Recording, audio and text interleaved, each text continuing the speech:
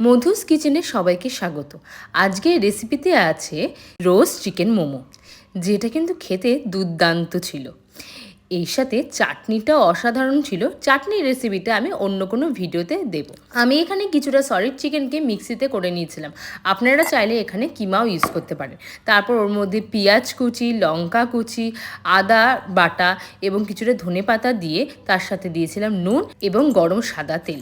তারপরে ভালো করে এটাকে মিশিয়ে কিছুক্ষণ ঢাকা দিয়ে রেখেছিলাম।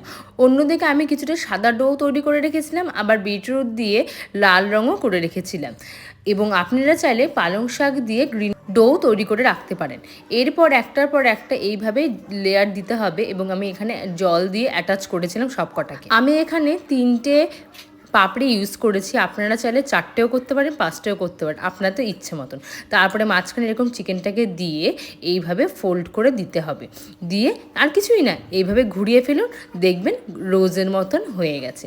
এবং জল দিয়ে ভালো করে সিকিউর করে নেবেন, কিন্তু নাহলে কিন্তু খুলে যাওয়ার চান্স থাকে। আমি এখানে 3 রকমভাবে রোজ বানানোর চেষ্টা করেছি।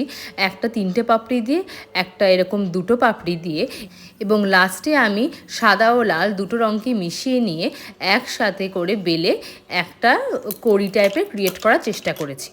আপনারা চাইলেন আরও নানান রকমের এক্সপেরিমেন্ট করে দেখতে পারেন, নানা রকমের কালার দিয়েও। কিন্তু আমার মনে হয় 3টের বেশি পাপড়ি দেওয়াটা একটু মোটাও হয়ে যায় এবং সেদ্ধ হতে অনেকটা টাইমও লাগে। এরপর আর কি, আপনাদের কাছে মোমো মেকার থাকলে কিংবা আমার মতন মোমো মেকার না থাকলে একটা গামলার ওপরে ফুটো করা থালা দিয়ে এইভাবেও করে নিতে পারেন। আর কি, এবার সেদ্ধ হওয়ার অপেক্ষা শুধু। এবার কাঁটা চামচ দিয়ে আমি একটু দেখে নিয়েছিলাম ভালো করে সেদ্ধ হয়েছে কি হয়নি। ব্যাস, আপনাদের রেডি রোস্ট চিকেন মোমো।